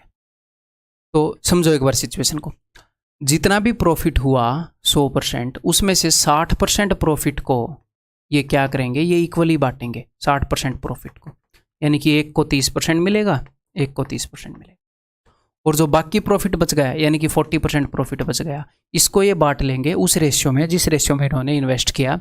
यानी कि अगर मैं 5 से काट दूँ इनको तो 25 और 17, उसको ये बांट लेंगे 25:17 रेशियो में। ठीक, और इन्होंने क्या बताया? इन्होंने ये बताया if one of the partners get ₹800 more, एक बंदे को 800 रुपये मोर प्रॉफिट मिले देन द अदर। तो मुझे एक बात बताओ, यहाँ पर तो दोनों को बराबर बराबर मिला, तो यहाँ पर जो रुपये बटे हैं उनके कारण तो इन दोनों में कोई फर्क नहीं आएगा, इनके हिस्से में बराबर बराबर मिला है। फर्क आएगा तो यहीं के कारण आएगा, तो जो भी फर्क आया है वो यहीं के कारण आया है। ये डायग्राम मैं आपको बनाकर समझा रहा हूँ, एग्जाम में बनाने की जरूरत नहीं है। ठीक है, जो भी फर्क आया है यहाँ के कारण आया है। यहाँ पर कितने का फर्क आया है? यहाँ पर आया है 8 यूनिट का फर्क। तो 8 यूनिट की वैल्यू 800 है। हमेशा ये मल्टीपल नहीं होएगा एग्जाम में, ठीक है। तो हमने क्या बताना है, टोटल प्रॉफिट। तो एक स्टेप में हम ये बता सकते हैं, कैसे, देखो यहाँ पर 8 यूनिट की वैल्यू है वो 800 है, तो 1 यूनिट की वैल्यू क्या होगी, हो सकता है हमेशा मल्टीपल ना हो, तो ऐसे लिख देता हूँ मैं, 1 यूनिट की वैल्यू ये। तो टोटल यहाँ पर 17 रुपये मिले एक को, 25 रुपये एक को, तो टोटल कितना है ये, टोटल है जी 42, 17 + 25, तो 42 यूनिट की वैल्यू आएगी। तो 42 यूनिट यानी कि टोटल प्रॉफिट जो रेशियो में बांटा गया है उसकी मैं वैल्यू, उसकी बात कर रहा हूँ। और जो भी प्रॉफिट रेशियो में बांटा गया है वो 40% है टोटल प्रॉफिट का, यानी कि ये टोटल प्रॉफिट के 40% की वैल्यू है। अगर 40% की वैल्यू है यानी कि 2/5 की वैल्यू है, तो ये टोटल प्रॉफिट का 2/5 है, तो इसको 5/2 कर दूँ, टोटल प्रॉफिट आ जाएगा, खत्म बात। 8 से 8 गया, 2 से गया 21 पर, 21 5 105 के आगे 2 0। अब सर एग्जाम में कैसे करेंगे, एग्जाम में ये चीज़ आप दिमाग में नहीं सोच सकते, यहाँ पर सीधा ऐसे उसको जब आप रेशो में काटोगे कि एक को 25 मिल रहे हैं, एक को 17, बाकी जगह पर तो बराबर ही बट रहा है, उससे कोई फर्क नहीं आएगा। यहाँ पर जो डिफरेंस है 8 यूनिट का, वही फर्क क्रिएट कर रहा है, तो जो भी फर्क है इस 8 यूनिट के कारण क्रिएट हुआ। 8 यूनिट की वैल्यू ये, टोटल जो भी मनी बांटा गया वो 42 यूनिट है, तो जो भी मनी इनमें बांटा गया इधर जिससे फर्क क्रिएट हुआ, ये उसकी वैल्यू है, वो 40% है, तो ये 100% आ गया। ठीक, क्लियर है भाई, ये बताओ। अपने एग्जाम का क्वेश्चन है, A and B started a business with their capitals in the ratio 9:13. They agreed to share the profit in the ratio of their investment. C joins the business with the condition that A, B and C will share the profit equally. C pays a sum of rupees this much as a premium for goodwill. What will be the share of B in this premium? मैं आपको situation बता देता हूँ ये क्या है। तो ये इस तरह का क्वेश्चन है कि जब आप फर्स्ट टाइम करोगे तो आपको यही नहीं पता चलेगा कि एग्जामिनर कहना क्या चाह रहा है, तो वो कहना क्या चाह रहा है वो मैं आपको बताऊंगा, उसके बाद आप ऐसे क्वेश्चन कर लोगे। मतलब कि स्टेटमेंट का मतलब क्या है, इन्होंने ये बताया है कि ए और बी ने बिजनेस स्टार्ट किया, इन्होंने 9:13 रेशियो में रुपए लगाए थे, तो इन्होंने ये सोचा था कि भैया जिस रेशियो में हमने रुपए लगाए हैं उसी रेशियो में हम प्रॉफिट को भी बांट लेंगे, बिल्कुल जायज़ बात है। इन्होंने पार्टनरशिप का चैप्टर पढ़ा होगा, तो जिस रेशियो में हमने रुपए लगाए हैं उसी रेशियो में हम प्रॉफिट को भी बांट लेंगे। लेकिन सी ज्वाइन हो गया, सी किस कंडीशन के साथ ज्वाइन हुआ है, सी इस कंडीशन के साथ ज्वाइन हुआ है कि वो प्रॉफिट को बराबर बराबर बांटेंगे, यानी कि ये तीनों प्रॉफिट को बराबर बराबर बांटेंगे, तीनों को बराबर बराबर मिलेगा। यानी कि अब मेरी बात को ध्यान से सुनिएगा, प्रॉफिट धंधे में अभी भी उतना ही होएगा। अभी इसने क्या किया है, ये इसकी कैपिटल इन्वेस्टमेंट नहीं है, ये मत सोचना कि ये इसकी इन्वेस्टमेंट है। C pays a sum of this much as a premium for goodwill, या फिर डायरेक्टली मैं इसको बताना चाहूँ तो इसका मतलब क्या है, इसका मतलब ये है कि ये जो रुपए हैं ये इसने ए और बी को दिए हैं, ये लो, इनको तुम बांट लो, इनको इस तरीके से बांट लो कि बाद में जो भी प्रॉफिट आए वो हम बराबर बांटें। पहले जो प्रॉफिट था 9:13 में बट रहा था, लेकिन इसने जो रुपए दिए तो कुछ ए रखेगा कुछ बी रखेगा। सर कौन कितने रखेगा, यही तो पता चलेगा ना कि भैया किसी ने 9 रुपये लगाए थे, किसी ने 13 लगाए थे, जिसने 9 लगाए थे वो कम रखेगा, जिसने 13 लगाए थे वो ज़्यादा रखेगा। ये तो बात सिंपल सी है, ठीक है। तो पहले जो प्रॉफिट था वो इस रेशियो में बट रहा था, अब वही प्रॉफिट जितने भी रुपए का होगा हमें पता नहीं, वो बराबर बटेगा। तो पहले प्रॉफिट टोटल कितना था 22 यूनिट, अब प्रॉफिट टोटल कितना है, अब टोटल प्रॉफिट को क्या रिप्रेजेंट कर रहा है 3 यूनिट, पहले रिप्रेजेंट कर रहा था 22 यूनिट, तो नीचे तो मैं 22 गुणा कर दूं ताकि टोटल प्रॉफिट को तो शेयर सेम कर लें, 66 यूनिट हो जाएगा टोटल प्रॉफिट, ऊपर 3 गुणा कर दूं, 3 में 27, 13 3 39, ठीक है। तो अब देखो ध्यान से, अब आपको समझ में आएगा। मामला ये है कि पहले प्रॉफिट हो रहा था, दोनों केसेस में प्रॉफिट हो रहा है 66 यूनिट का। तो पहले क्या होता, अगर सी ना आता तो 27 यूनिट प्रॉफिट ये रखता, 39 यूनिट ये रखता। अब सी ने अगर इतने रुपए दे दिए, बोला सब 22 यूनिट रखेंगे जी, ठीक है जी। तो अब यहाँ पर देखो ए का प्रॉफिट कितने यूनिट कम हुआ है, यहाँ पर ए का प्रॉफिट कम हुआ है 5 यूनिट, और बी का प्रॉफिट कितने यूनिट कम हुआ, बी का प्रॉफिट कम हुआ है 17 यूनिट, ठीक है। देखो सी का 17 और 5 22, ये 22 क्यों बन रहा है, सी का जो प्रॉफिट बना है वो इसने यहीं से तो लेकर बनाया होगा, मैं जस्ट वैसे ही आपको समझा रहा हूँ, ठीक है। तो ए का प्रॉफिट जितने रुपए कम हुआ है, बी का प्रॉफिट जितने रुपए कम हुआ है, तो जिसका प्रॉफिट जितना कम हुआ है उसी को तो ये बैलेंस करेगा ना। इसने ए से लिए हैं जी 5 रुपये, बी से लिए हैं 17 रुपये, तो जिससे 5 रुपये लिए हैं उसको 5 रुपये देगा, जिससे 17 रुपये लिए हैं उसको 17 रुपये देगा। यानी कि ये जो 308,000 रुपये हैं, इसमें से 5 यूनिट मिलेंगे ए को, 17 यूनिट मिलेंगे बी को। इन्होंने क्या पूछा, बी को कितने मिलेंगे, तो 17 और 5 22, तो टोटल इसको 17/22 इतना मिलेगा, टोटल 22 में से 17, और टोटल है जी ये 22 से कट रहा होगा पक्का, 728, एंड में 8 आएगा और 3 0 आएंगे, 38,000 मिलेगा इसको। अच्छा 3 0 आएंगे 8 के बाद यहाँ, अच्छा 238 है, मेरे को सिर्फ 38,000 दिखा, मैं यार ये भी हद है। ऑप्शन सी ठीक, क्लियर है जी, उसका मतलब समझ गए। अब ये बताओ, एंड में मैंने ऐसे क्वेश्चन रखे हैं जिनमें वो कुछ अलग कहना चाह रहा हो एग्जामिनर कभी कभी, तो उस टाइप के कवर हो जाएंगे। जैसे कि ये क्वेश्चन आया तो इसमें वो क्या कहना चाह रहा है वो मैं आपको बताऊंगा। A B C and D invest in a business in this ratio, A B C and D ने इस रेशियो में इन्वेस्ट किया रिस्पेक्टिवली, तो इनकी इन्वेस्टमेंट का रेशियो दे दिया। But the capital was utilised in this proportion, लेकिन कैपिटल इस प्रोपोर्शन में यूज हुई, तो इन्होंने जितने रुपए लगाए थे वो सारे यूज नहीं हुए, वो इस प्रोपोर्शन में यूज हुए, तो जितने रुपए यूज होंगे उसी के हिसाब से प्रॉफिट बटेगा। तो यहाँ पर वो ये कहना चाह रहा है कि कैपिटल का रेशियो है जी ए बी सी डी की 3 6 2 5, इनकी कैपिटल जिस रेशियो में यूटिलाइज हुई उसका रेशियो है 5 3 2 6, तो फाइनली प्रॉफिट जिस रेशियो में बटेगा वो आएगा इनके प्रोडक्ट से। मान लो मैंने किसी को 100 रुपये दिए, मैंने 100 रुपये इन्वेस्ट किए, लेकिन हाफ ही कैपिटल यूज़ हुई मेरी, 50 रुपये यूज़ हुई, तो बिजनेस में तो 50 रुपये यूज़ हुई है, तो उसके हिसाब से मुझे प्रॉफिट मिलेगा। ये हाफ यूज़ हुई तो मैंने 100 को हाफ से मल्टीप्लाई किया ना, तब 50 है, ठीक है।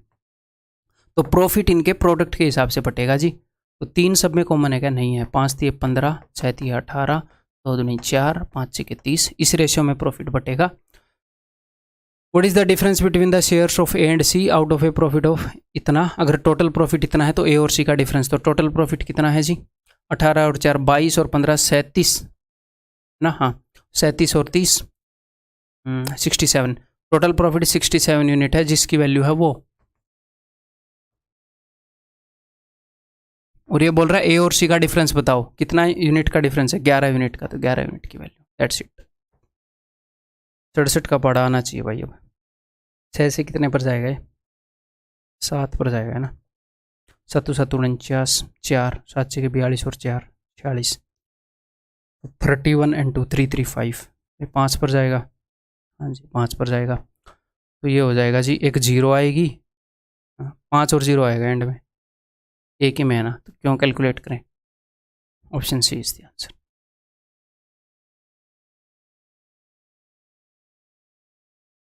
ये शायद लास्ट क्वेश्चन है, देखता हूँ आप कर पाओगे कि नहीं, जिस तरीके से मैं बताऊंगा उस तरीके से कर पाओगे कि नहीं। 3 partners invested rupees 42,000, 48,000 and 32,000 respectively. Partnership condition is that each will get interest on his capital at the rate of 7% annual and the remaining profit will be divided in the ratio of their capitals. तो पहले मैं समझा दूँ क्या बोल रहे हैं। ये बोल रहे हैं एक बंदे ने 42,000 रुपये लगाए, एक बंदे ने 48,000 रुपीज़ लगाए और एक बंदे ने 32,000 रुपीज़ लगाए। तो जो प्रॉफिट होएगा सबसे पहले उसमें से इन सब को 7% रेट ऑफ इंटरेस्ट मिलेगा, at the rate of 7% annual. यानी कि एक बंदे ने जितने रुपए लगाए थे उसका 7%, तो इसका 7% क्या होगा, 420 इंटू 7, पहले इसको इतने रुपए मिलेंगे, इसको मिलेंगे 480 इंटू 7 और इसको मिलेंगे भाई साहब 320 इंटू 7। सबसे पहले इनको इतने इतने रुपए दिए जाएंगे, इन्होंने जितनी भी कैपिटल लगाई है उसका 7%, फिर जो रुपए बचेंगे, टोटल प्रॉफिट इतने का हुआ था, फिर जो रुपए बचेंगे वो इनके कैपिटल के रेशियो के हिसाब से बांटे जाएंगे। तो दो तरीके से रुपए बांटे जा रहे हैं, एक तो हर एक की कैपिटल का 7% निकाल कर, फिर जो रुपए बच गए वो इसी रेशियो में। तो मुझे एक बात बताओ, ध्यान से मेरी बात को सुनेगा, यहाँ पर 10,000 लिखा हुआ है, यहाँ पर 20,000 रुपये लिखा हुआ है, मैं इसका 7% निकालूंगा, 10,000 का 7% और इस 20,000 का भी 7% निकालूंगा, अगर मैं डबल वैल्यू का एग्जैक्टली सेम परसेंट निकाल रहा हूँ डबल वैल्यू का, तो वो डबल ही निकलेगा ना। यानी कि जिस रेशियो में ये वैल्यूज हैं उसी रेशियो में इनका 7% होगा। 3 गुना वैल्यू का 7% निकालोगे तो 3 गुना हो जाएगा, 2.5 गुना का निकालोगे तो 2.5 गुना हो जाएगा। तो भाई साहब यहाँ पर रुपए दो तरीके से बांटे जा रहे हैं। एक तो बोल रहे हैं सबका 7-7%, फिर बोल रहे हैं बचे खुशे को भी उसी रेशियो में बांटेंगे जिस रेशियो में। तो भाई साहब जब आपने 7-7% बांटे, वो भी तो उसी रेशियो में होंगे जिस रेशियो में इनकी इन्वेस्टमेंट है। जिसकी इन्वेस्टमेंट ज़्यादा है, जितने गुना ज़्यादा है उतने गुना ज़्यादा उसका 7% होएगा। तो एक हिसाब से रुपए उसी रेशियो में बट रहे हैं जिस रेशियो में इन्वेस्टमेंट है। भले ही इंटरेस्ट करके बांट दो, फिर बाकी को जो 7-7% आप बांट रहे हो वो भी तो उसी रेशियो में है। ये 7 देखो ये सबका कट गया, एग्जैक्टली उसी रेशियो में आ गया, है ना। तो बस ये ऐसे ही रास्ता भटकाने के लिए 7% दे दिया।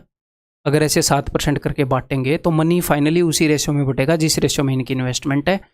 तो अब मैं काट रहा हूँ इनको, तो 2 से काटूंगा 21, 2 से काटूंगा 24, 2 से काटूंगा 16। मैंने रेशियो निकाल लिया, इस रेशियो में इन्वेस्ट किया, इसी में इनका प्रॉफिट बट रहा है। If at the end of the year total profit is this, then find the share of A. तो ए का शेयर है 21 बटे में टोटल कितना है भाई, 2 2 4 और 1 5, 50। इन दोनों को कर लेते हैं, 40 और 21 61। 61 में से 21 इसको मिल रहा है और टोटल कितना है 32940। This is the answer. 7% अलग से निकालने की जरूरत ही नहीं है।